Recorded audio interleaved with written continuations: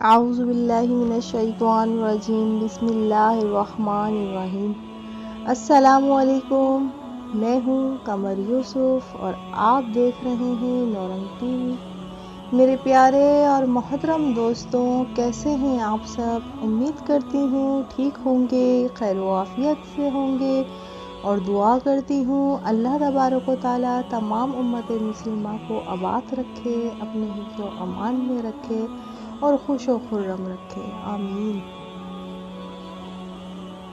دوستوں، چلتے ہیں آج کی ویڈیو کی طرف بڑھنے سے پہلے میری آپ تمام دوستوں سے گزارش ہے، میرے چینل نورنگ ٹی وی کو سبسکرائب کر دیجئے، اور اگر آپ سبسکرائب کر چکے ہیں تو میری ویڈیوز کو لائک اینڈ شیئر کریں، ساتھ ہی لگے بیل آئیکن کے بٹن کو بھی پریس کرتے جائیں تاکہ آپ کو میری مزید ایسی معلوماتی ویڈیوز بآسانی مل سکے۔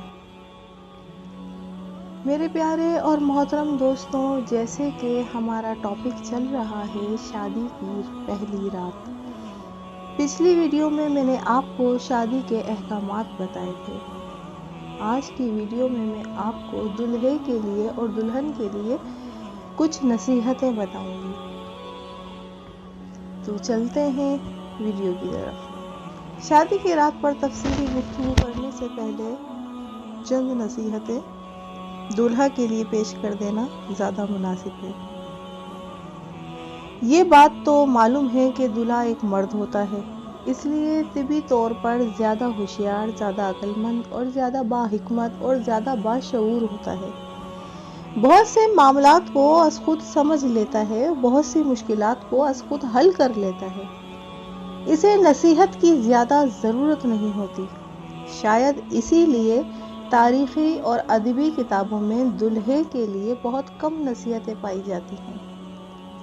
پھر بھی جو واقعات اور نصیحت کی باتیں مل سکیں، کافی دلچسپ اور پرلطف اور مفید ہوتی ہیں۔ پہلا واقعہ پیش کرتی ہوں آپ کی خدمت میں۔ وہ واقعہ ہے حضرت علی رضی اللہ تعالی عنہما کا۔ ان سے روایت ہے کہ جب انہوں نے فاطمہ رضی اللہ تعالی عنہ سے نکاح کے لیے ان کے والد محترم نبی رحمت عالم صلی اللہ علیہ وآلہ وسلم کو پیغام دیا تو اللہ کے نبی صلی اللہ علیہ وآلہ وسلم نے ان سے حسن معاشرت اور حسن صحبت کی شرط لگائی۔ اسے طبرانی نے روایت کیا۔ آپ صلی اللہ علیہ وآلہ وسلم نے کوئی طویل گفتگو نہ کی، نہ کوئی وعظ فرمایا، بلکہ فقط چند ایسے جامع اور مانع الفاظ استعمال کیے جن میں وہ سب کچھ آ گیا جو ایک باپ اپنے داماد سے اپنی بیٹی کے لیے چاہتا ہے۔ ایک باپ یہی تو چاہتا ہے کہ جو مرد اس کی بیٹی کا شوہر بنے وہ اس کے ساتھ اچھے انداز میں رہے، اس کے حقوق کی نگرانی اور پاسبانی کرے، اور اس کے حقوق ادا کرتے ہوئے اس کے ساتھ حسن معاشرت کا رویہ اپنائے۔ دوسرا واقعہ، سواسا بن معاویہ نے ابن الدرا کی بیٹی امرا کو پیغام نکاح دیا۔ یہی امرا ہیں جن کو بعد میں تاریخ میں ام عامر بن سواسا کے نام سے شہرت حاصل ہوئی۔ ابو امرا نے سواسا کے نام سے شہرت حاصل کی۔ ابو امرا نے سواسا کو پیغام نکاح قبول کیا اور اس وقت ایک مختصر اور زرعی نصیحت کی۔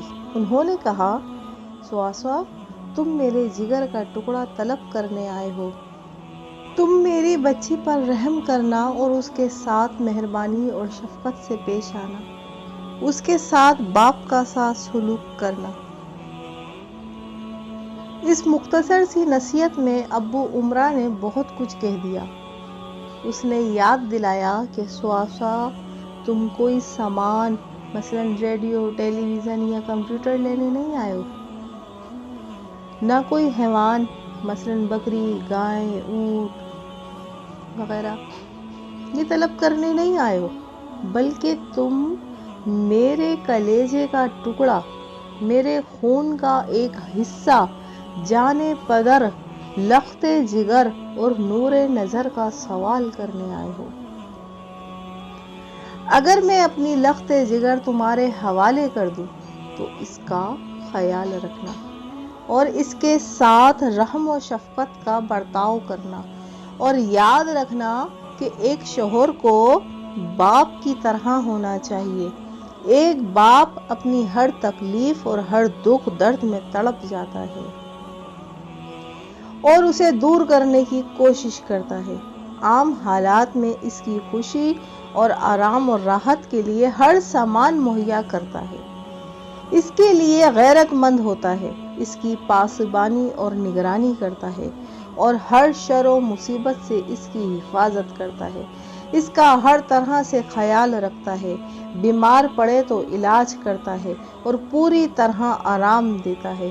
اسی طرح ایک شوہر کو بھی باپ کی طرح غیرت مند، باپ کی طرح محافظ و پاسبان، باپ کی طرح حمایت اور رعایت اور دیکھ بھال کرنے والا، باپ ہی کی طرح دکھ اور مصیبتوں میں تڑپ جانے والا، اپنی طاقت بھر ہر طرح کا آرام پہنچانے میں کوشاں اور سدا خوش و خرم دیکھنے کا آرزومند ہونا چاہیے۔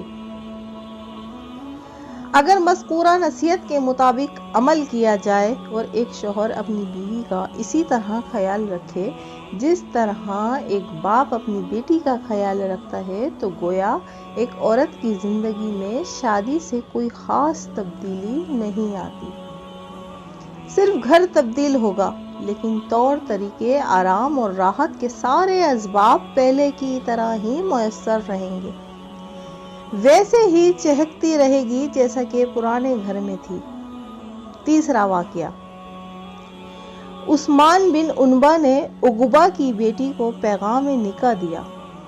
عقبہ ان کے چاچا تھے اور منگیتر ان کی چچیری بہن عقبہ نے عثمان سے کہا، بھتیجے، تم تو میرے نہایت ہی قریبی عزیز اور میرے نزدیک بڑے معزز ہو، میں تمہاری طلب کیسے رد کر سکتا ہوں اور